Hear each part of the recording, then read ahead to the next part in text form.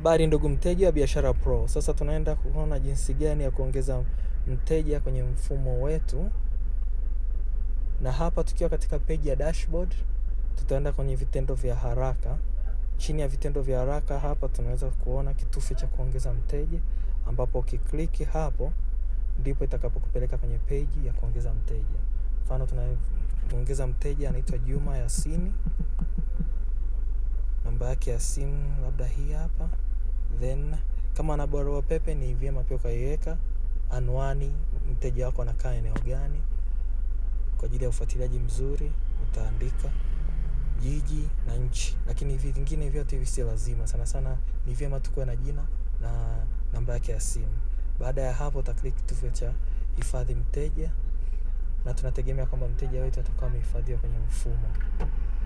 Hii ni vyema na ni vizuri ukawa unahifadhi taarifa za wateja wako kwa ajili ya ufuatiliaji mzuri wa mauzo yao wakiwa wananunua, au kama wana madeni vile vile unaweza kuingiza deni moja kwa moja kwa jina lake.